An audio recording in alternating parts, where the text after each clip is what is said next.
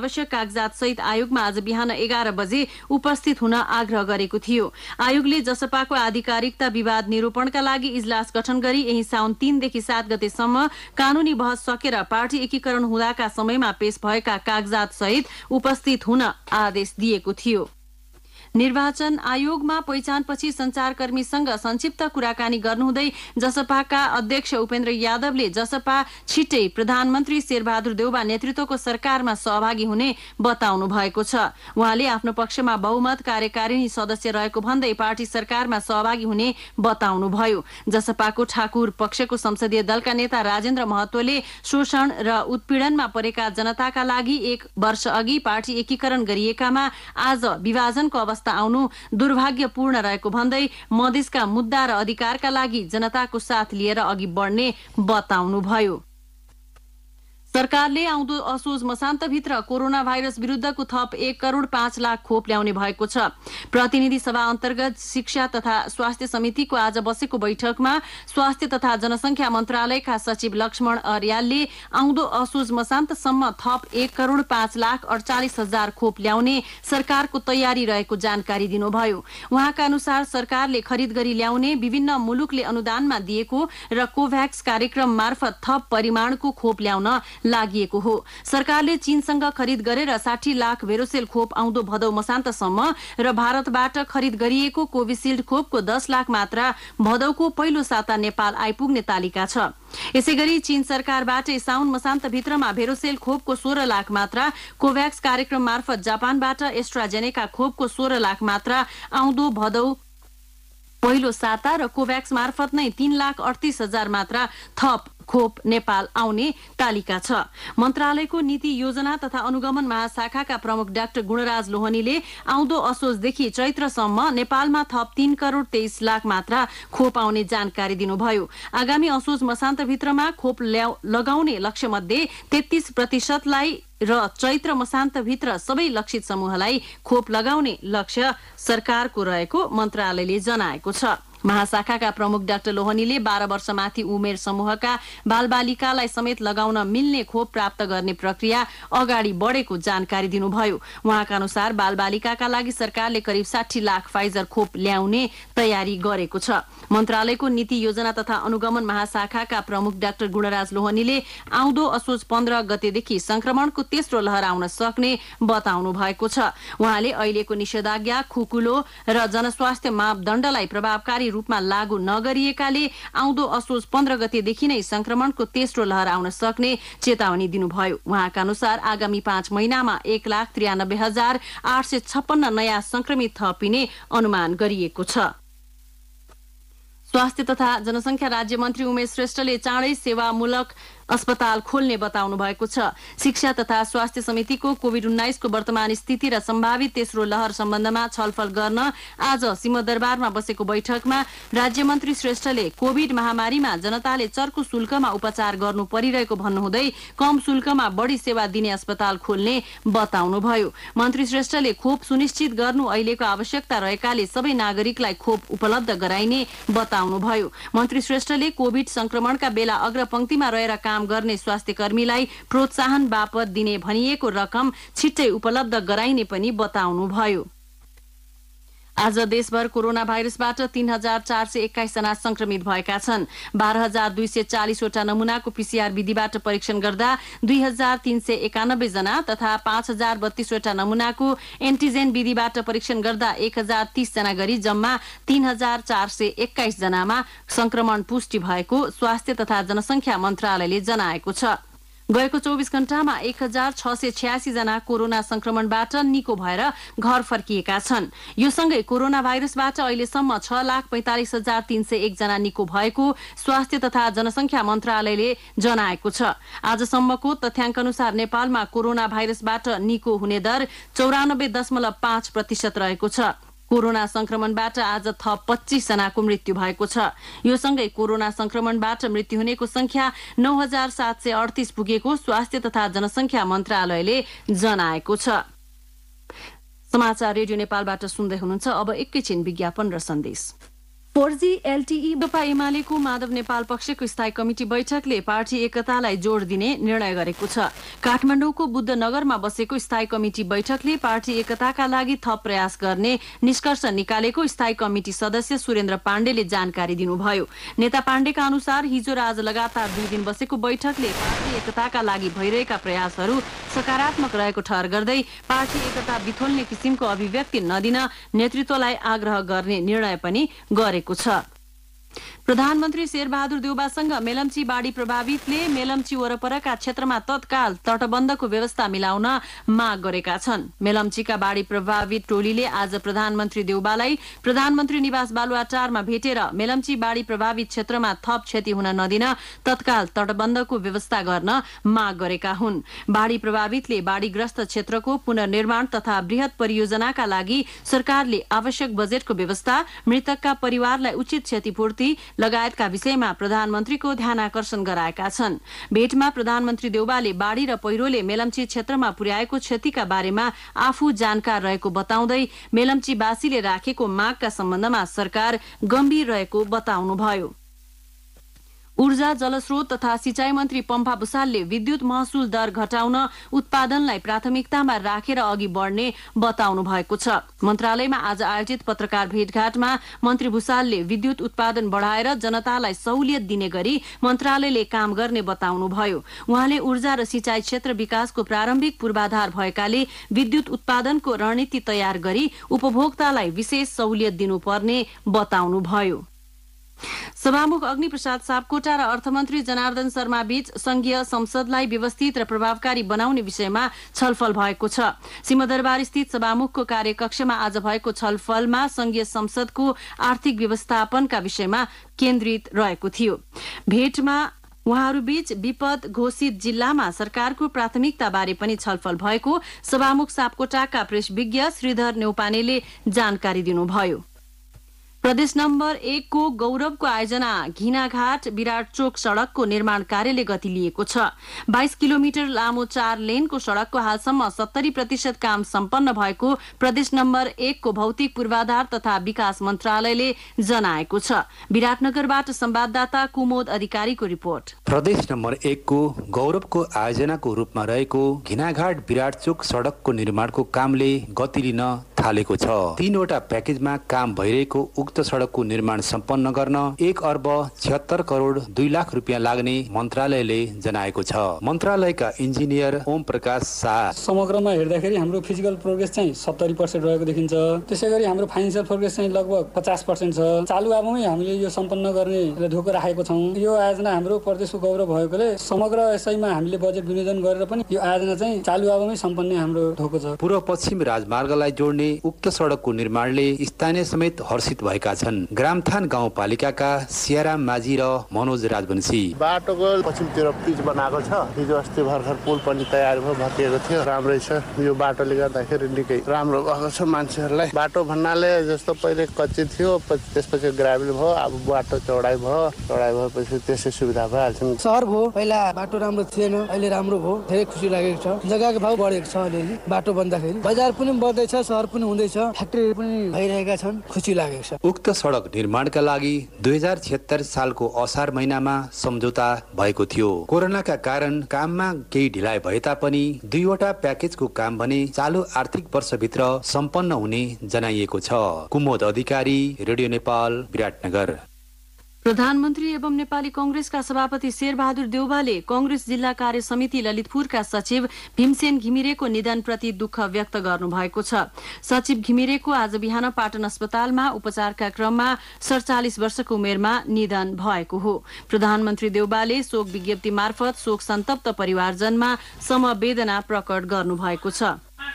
महर्षि फाउन्डेशनले वैदिक ज्ञानको प्रचार प्रसारमा योगदान गरेका नेपाल सहित विश्वका 6 देशका नेतालाई सम्मान गरेको छ। मन्त्री परिषदका पूर्व अध्यक्ष खिलराज रेग्मीले दक्षिणकाली नगरपालिका 1 स्थित ब्रह्मानन्द सरस्वती ग्राममा रहेको महर्षि वैदिक इन्स्टिच्युट परिसरमा आयोजित कार्यक्रममा पूर्व गृह राज्य मन्त्री दीपक प्रकाश बास्कोटालाई महर्षि नेतृत्वदायी पदक प्रदान गर्नुभयो। कार्यक्रममा महर्षि विश्वव्यापी अभियानको मुख्यालय नेदरल्यान्ड्सबाट जुम प्रविधि मार्फत प्रत्यक्ष रूपमा आयोजना गरिएको थियो। थियो। हाल देशभर रहेका करिब 100 गुरुकुलमा योग, ध्यान एवं यज्ञका माध्यमबाट विश्व शान्तिका लागि योगदान भइरहेको छ। भेरी करिडोर परियोजनाले लिफ्ट सिंचाई मार्फत पानी पुर्याएपछि भेरी नदी किनारको बाँझो खेतमा खेती शुरू गरिएको छ। आकाशे पानीको भर पर्नुपर्ने खेतमा सिंचाईको व्यवस्था भएपछि किसानले तरकारी खेती गर्न थालेका छन्। सुर्खेतबाट संवाददाता आकाश तारा बयको रिपोर्ट। केही समय पहिले भेरी नदी किनारका गाउँलाई पानीमाथिको ओबानो बस्ती भनेर चिनिन्थ्यो। खेतीपातीका लागि किसानले आकाशे पानीको बाटो हेरेर कुर्नु पर्थ्यो। बस्ती नजिकैबाट नदी सुसाइरहेको भए पनि सिंचाई अभावले वर्षभरि खान पुग्दैनथ्यो। अहिले भेरी करिडोर आयोजनाको सहयोगबाट सौर्य शक्तिमा आधारित सिंचाई प्रविधिको प्रयोगले तरकारी उत्पादन गरी कृषकले गाउँको मुहार नै फेरेका छन्। 12 महिना गाउँमा सिंचाईको सुविधा पुगेपछि कतिपय युवा विदेश जाने सोच त्यागेर गाउँमै तरकारी खेतीबाट मनङ्गे आमदानी गर्न सफल भएका छन्। तरकारी लगाउने तरिका, लाभ कसरी लिने, के गर्दा हुन्छ भन्ने कुरामा यसमा हामी सबै समूहलाई जानकारी भएर हामीले योबाट लाभान्वित भएर जीवनस्तर हाम्रो पहिलेको भन्दा धेरै माथि। वर्षौंदेखि सुक्खा जमिनमा आयोजनाले लिफ्ट सिंचाई पुर्याएपछि कृषक उत्साहित भएका छन्। अहिले आधुनिक खेतीसँगै धान, गहुँ, मकै जस्ता अन्न बालीको उत्पादन वृद्धिले जीवन स्तरमा नै सुधार आएको कृषक मनसरा खड्काको भनाइ छ। हातले बारीमा तरकारी लगाएर खान सकिएको छ। त्यहीबाट आएको पैसाले हामीले बालबच्चाहरूलाई पढाउन सकेका छौँ, घर खर्च चलाउन सकेका। यस वर्ष पूर्वी सुर्खेतको घोरेटादेखि सल्यानको देवीस्थल हुँदै पश्चिम सुर्खेतको घाटगाउँसम्मको 135 किलोमिटर क्षेत्रमा सोलर सिंचाई, लिफ्ट सिंचाई, कुलो मर्मत र नदी नियन्त्रण गर्ने कार्य अघि बढाएको आयोजनाको भनाइ छ। 12-13 वटा जति सोलर सिस्टम, 5-6 वटा जति विद्युतीय सिस्टम अरू कुलोहरू बनाउने टार्गेट लिएको छौँ यो वर्ष। अर्को वर्षलाई अलिक बजेट पनि बढी माग गर्ने र अलिक द्रुत गतिमा काम गर्ने चाहिँ हामीले प्लानिङ गरिरहेका छौँ। अबको 5 वर्षभित्र आयोजनाले भेरी करिडोरका 6800 हेक्टर जमिनमा सिंचाई सुविधासँगै सडक र विद्युत पुर्याउने लक्ष्य राखेको छ। करिब 4 अर्ब रुपियाँ लागतको यो आयोजना भेरी नदी किनारका बासिन्दाको समृद्धिका लागि कोसेढुङ्गा साबित हुनेछ। आकाश तारा बयक, रेडियो नेपाल, सुर्खेत। अब अन्तर्राष्ट्रिय समाचार। अफगानिस्तानमा गत 6 महिनाको अवधिमा हालसम्मकै धेरै सर्वसाधारणको युद्धका कारण मृत्यु भएको बताइएको छ। गत वर्षभन्दा 47% बढी मानिसको युद्धका क्रममा हत्या भएको भन्दै संयुक्त राष्ट्र संघले मृतकको संख्या अझै बढ्न सक्ने चेतावनी दिएको छ। अफगानिस्तानको धेरै भूभाग नियन्त्रणमा लिएको तालिबान र अफगान सरकार बीचको युद्धमा 6 महिनाभित्र 1600 भन्दा बढी मानिसले ज्यान गुमाएका तथ्याङ्क छ। ट्युनिसियाका राष्ट्रपति काइस सईदले त्यहाँका प्रधानमन्त्री हिसेम मेसिसीलाई पदमुक्त गरी संसद विघटन गर्नुभएको छ। कोभिड-19 को व्यवस्थापनमा सरकारको आलोचना गर्दै हजारौं नागरिक सड़क आन्दोलनमा उत्रिएपछि राष्ट्रपति सईदले त्यहाँको राष्ट्रिय टेलिभिजन मार्फत मेसिसीलाई पदमुक्त गरेको घोषणा गर्नुभयो। उहाँले अब नयाँ प्रधानमन्त्रीको साथ लिएर अघि बढ्ने बताउनु भएको छ।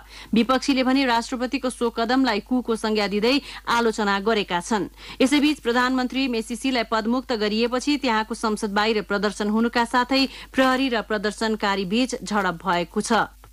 अब आर्थिक समाचार भुवन आचार्यबाट।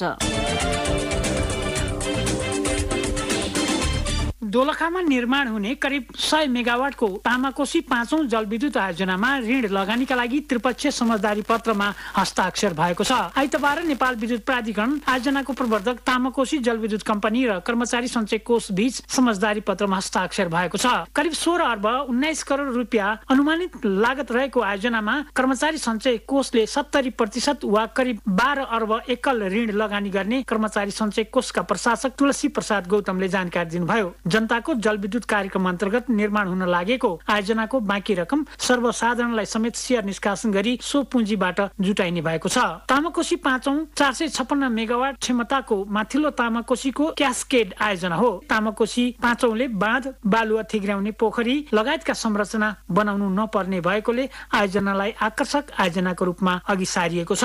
नेपाल सुनचाँदी व्यवसायी महासंघले सुनचाँदी व्यवसाय सञ्चालनसँग सम्बन्धित प्रष्ट कानूनी व्यवस्था सहितको ऐन ल्याउन सरकारसँग आग्रह गरेको छ।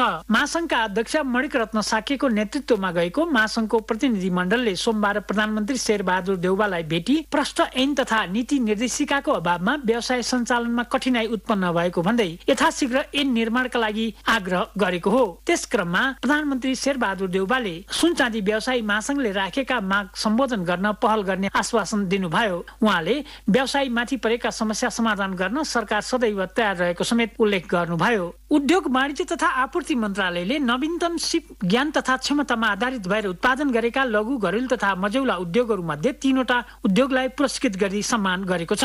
मन्त्रालयले नवीनतम प्रविधि सिप र क्षमतामा आधारित भएर उद्योग स्थापना र उत्पादनलाई प्रोत्साहन गर्ने 3 उद्योगलाई पुरस्कृत गरेको हो। पुरस्कृत हुने उद्योगहरूमा अनुग्रह handicraft Lalitpur, Nepal handicraft industries Lalitpur र लिफ प्लस प्राली ललितपुर रहेका छन्। उद्योगहरूलाई उद्योग मन्त्रालयका सचिव अर्जुन प्रसाद पोखरेलले पुरस्कृत गर्नुभयो। कार्यक्रममा सचिव पोखरेलले देशमा नवीनतम प्रविधिमा आधारित भएर उद्योग स्थापनालाई प्रोत्साहन गर्न मन्त्रालयले पहिलो पटक पुरस्कृत गर्ने प्रयास गरेको र त्यस्तो कामलाई आगामी दिनमा पनि निरन्तरता दिने बताउनुभयो। पुरस्कृत 3 उद्योगले नवीनतम प्रविधिमा आधारित भएर उत्पादन गरेका सामग्री स्वदेशमा प्रयोगका अतिरिक्त विदेशमा पनि निर्यात गर्ने गरेका छन्। त्यसमध्येको लिप प्लस प्रालीले सुपारीका झरेका पातहरूलाई संकलन गरी त्यसबाट प्लेट, चम्चा, कटौरा सामग्री निर्माण गरी स्वदेशी बजार तथा युरोपको जर्मनीमा निर्यात गर्दै आएको प्रालीका अध्यक्ष स्वाभिमान आचार्यले जानकारी दिनुभयो। 22 जनालाई रोजगारी दिएको कम्पनीले यस वर्ष 1 करोड भन्दा बढीका सामान निर्यात गर्ने लक्ष्य राखेको जनाएको छ। अब खेल समाचार अजय बमबाट। एभरेस्ट प्रिमियर लिग क्रिकेट इपिएलमा पाकिस्तानी अलराउन्डर शाहिद अफ्रिदीले खेल्ने भएका छन्। आउँदो असोजमा आयोजना हुने इपिएलमा अफ्रिदी काठमाडौँ किङ्स 11बाट खेल्ने पक्का भएको छ। काठमाडौँले सोमबार राजधानीमा आयोजित एक कार्यक्रमका बीच अफ्रिदीलाई टिमको आइकोनिक प्लेयरको रूपमा सार्वजनिक गरेको हो। इपिएल सेप्टेम्बर 25 देखि अक्टोबर 9 तारिकसम्म त्रिवेणी क्रिकेट मैदान कीर्तिपुरमा हुनेछ। इपिएलका 6वटा फ्रेन्चाइज टिमको सहभागिता हुनेछ। कोरोना महामारीका कारण गत वर्ष इपिएल स्थगित भएको थियो। 1.5 वर्ष अघि स्वदेशमा आयोजना भएको 13औं दक्षिण एसियाली खेलकुद सागका पदक विजेतालाई नेपाल एथलेटिक्स संघले नगदसहित सम्मानित गरेको छ। नेपाल एथलेटिक्स संघका अध्यक्ष राजीव विक्रम शाहले सागमा स्वर्ण पदक विजेता खेलाडीलाई व्यक्तिगत रूपमा 1 लाख रुपियाँ पुरस्कार दिने घोषणा गरे बमोजिम खेलाडीलाई पुरस्कृत गर्नुभएको हो। सागमा नेपालले 3 स्वर्ण 1 रजत र 4 काँस्य जितेको थियो। रजत र काँस्य जित्ने खेलाडीलाई संघको तर्फबाट सोमबार सम्मानित गरिएको छ। विश्व खेलकुदको कुम्भमेला 32औं संस्करणको ग्रीष्मकालीन ओलम्पिक टोकियो ओलम्पिकमा अमेरिका शीर्ष स्थानमा रहेको छ। अमेरिकाले तेस्रो दिनको खेल सकिदासम्म 7 स्वर्ण 3 रजत र 4 काँस्य सहित 14 पदक प्राप्त गर्दै शीर्ष स्थान ओगटेको हो। जापान 7 स्वर्ण 2 रजत र 3 काँस्य सहित दोस्रो स्थानमा छ। चीन 6 स्वर्ण 4 रजत र 7 काँस्य सहित तेस्रो स्थान ओगटेको छ। यस पटकको टोकियो ओलम्पिकमा विश्वका 205 राष्ट्रका 11,200 भन्दा बढी खेलाडीले सहभागिता जनाएका छन्। 33 खेलमा 339 स्वर्णका लागि प्रतिस्पर्धा